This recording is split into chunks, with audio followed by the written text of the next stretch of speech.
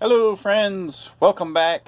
Jamie, your Mythic Dungeon Master here. That's right, I guess that'll be my new nom de guerre because I seem to have an affinity for the Mythic Adventures rule set created by Pathfinder that few other GMs share. So today we're going to talk about a couple different things. We're going to talk about the difference between roleplay versus roleplay. And I'm going to try to give you a few of my tips on how to spot problem players, parentheses, before they disrupt your entire game, drive off all your good players, and destroy your entire campaign because they're all special snowflakes who think that every single adventure should be about them and what they want to do instead of playing the goddamn adventure. Did you get all that? In parentheses. Okay, so first up, roleplay versus roleplay. Now, anytime I run a campaign and I'm looking for players, I will upfront tell them the expectations. That I love a good mix of roleplay and tactical combat. Or roleplay versus roleplay, right? So I'll tell them usually I like it to be about 50-50, okay? Now, unfortunately, even players who say that they like roleplay over roleplay seem to confuse the two. That if they don't get enough of this roleplay, they don't think they're roleplaying. Okay, so I'm going to give you a couple examples. So roleplay is not just about going out and talking to the king or trying to barter with the local merchant or the innkeeper. Okay? It's actually about trying to breathe life and an attitude into all of your character's actions. There's some more painted items. That is Hastur. There's the King in Yellow, which are all going to be just horribly out of focus because of the light right behind them. The King in Yellow and Azathoth. These are from the Cthulhu Mythos section. I just show these off because painted these suckers, but they don't get to hit the board too often because if the players see those things, it's essentially the end of the campaign. There's our book to remind us of problem players. Conflict. The player versus player role-playing system for Pathfinder. Okay, so role-playing is not just about how many bluff checks you can make, how many sense motive checks you make. It's about bringing your character to life.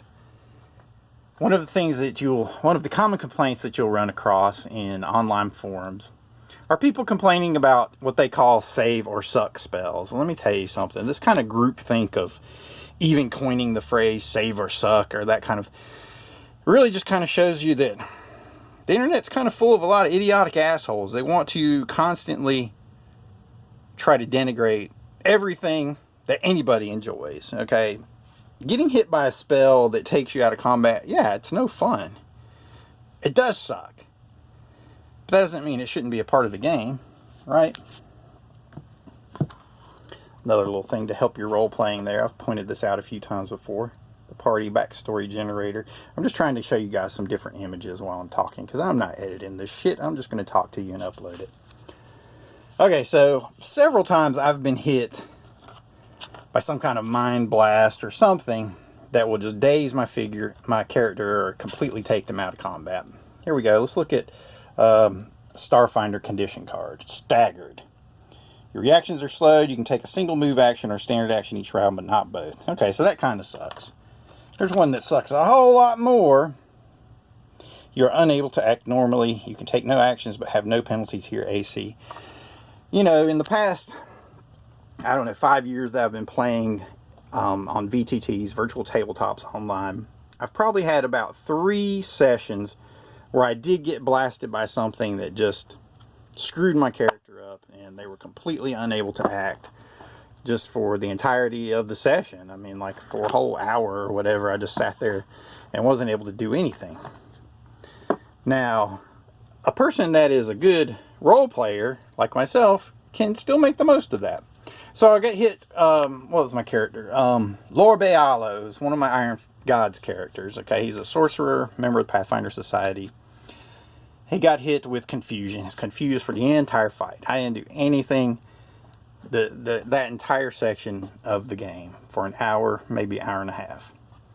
But what makes me a good role player versus a role player, and keep saying that so you get to understand the difference, is that even though he was confused and unable to act, when it got to my turn, rather than just letting it pass over to the next person, I figured out what he was doing. I started by acting, by trying to take the actions that I thought he would have normally taken. Like, okay, he's going to try to cast a spell, but his spell components slip in his hand as he's unable to concentrate, and he babbles incoherently. Okay? That is role-playing. You understand? It's not just about making those bluff checks because you want to buy some magic item cheaper. It's about actually bringing your character to life. Even if they're dazed, even if they're in the middle of some kind of sucky situation, bring them to life. Make the most of it. And I tried to do it in a way that made people laugh. Another instance, I believe, was in Return of the Rune Lords, which I'm currently in book 4, which is amazing. This is the furthest I've ever made it in an online campaign, is through into 4 books. I hope we can make it to the end, but with online campaigns, you never know.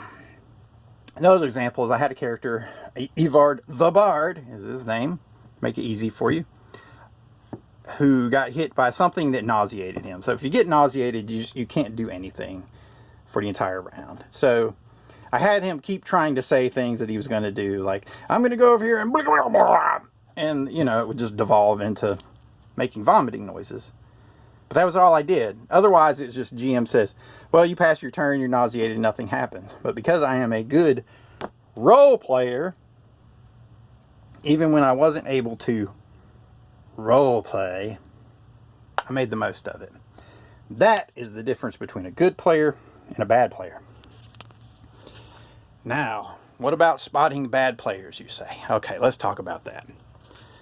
All right, so there are a few warning signs that I've learned over the years that I'm going to share with you that will hopefully keep you from letting a bad player into your game who will then just destroy your game.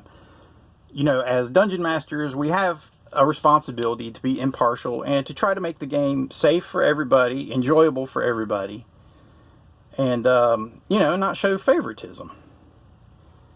Okay, so my first tip is, you as a GM, you've outlined your expectations. You're looking for people online or even at your local game store, okay?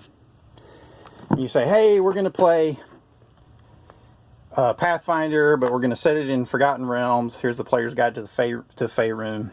And you say, hey, you can use any races in Player's Guide to Faerun. You can use anything from the Inner Sea races. You can also use the Advanced Race Compendium from Cobalt Press. Of course, the Advanced Race Guide from Pathfinder. And you may even list out a few others, like maybe something from Secrets of Adventuring from Wright Publishing. So anyway, the point is, you've given your players about 5 or 6 sources that each one of them has, 20 to 50 to maybe more racial options in it. So the very first warning sign you're going to get is when they come back to you and they say, well, can I play a Mind Flayer? This just happened to me. When I was trying to recruit players for my Rise of the Drow campaign, the first thing one of these assholes asked me is, can I play a Mind Flayer? No, you can't play a damn Mind Flayer. It's a fucking monster. It's a monster. This is not a monstrous campaign, okay? People need to be able to team up at the beginning. It is not a player versus player campaign. They need to be able to team up. It's not a group of loners that all want to be alone, except they're going to hang out with these other 4 assholes, and these 4 assholes have to put up with you being an asshole. No. That's a problem player. Another example is you've given them all these source books they can use. You can pick anything from Player's Guide, from the Advanced Race Guide, from the Advanced Race Compendium. And the first thing they say is, well, I want a race from this book. And it's a book you don't have. And beyond that, it's a book you can't find. It's a problem player. Get rid of them. Don't let them play. Or if they say, yeah, well, I'm going to play an elf. And then they come back and their elf racial stats are all different. You're like, what happened with your elf here? This doesn't make any sense. And they say, well, I don't like the way elves are made. This has actually literally happened to me.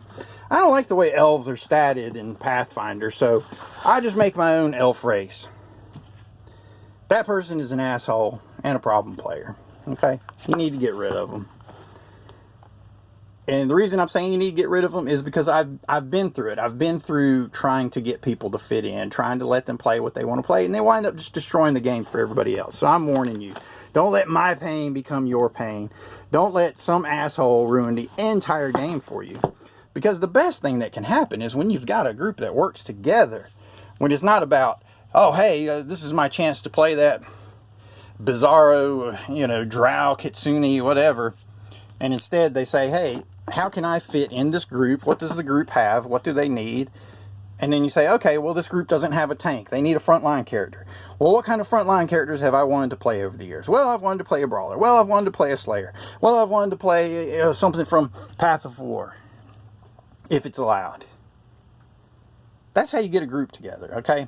So anybody that shows up, they immediately want to play drow. They immediately want to play kitsune. They immediately want to play a monster race. They're problem players. They immediately want to make their own race. They're problem player. Get rid of them. They're going to ruin your campaign. You may not believe me, but I'm telling you. If you let those people into your game, you are starting your game by rolling a nat 1. And it's a nat 1 that you're going to impose on everybody. There's my nat 20. Of course, I can't find the 1 while I'm sitting here talking about it. So don't do that. Don't do it. Okay? There's no point in it. Get rid of them. Find somebody else.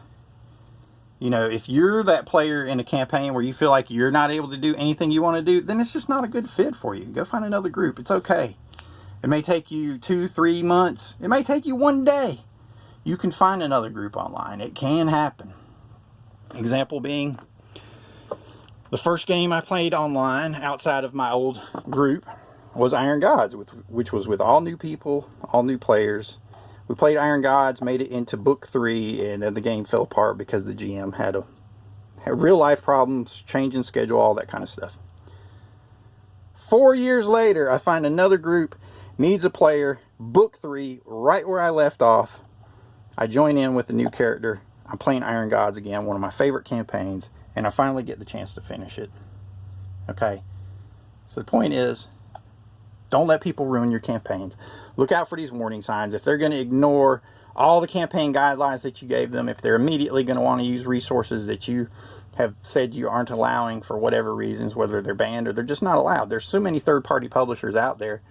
You literally cannot allow them all. They're not all balanced the same. They're not all play-tested. They're not all designed that well. You cannot allow them all. So if some asshole shows up and they want to play something you never heard of, or they want to play a drow, or they want to play a kitsune, they want to play some kind of monster race, or they're trying to remake elves, get rid of them. Get rid of them. They're going to destroy your campaign. They're going to destroy it. And nobody's going to enjoy it. You're going to put a whole lot of hard work into it. People might enjoy it for a while, but this person is always going to be a problem, and they're eventually just going to destroy the campaign.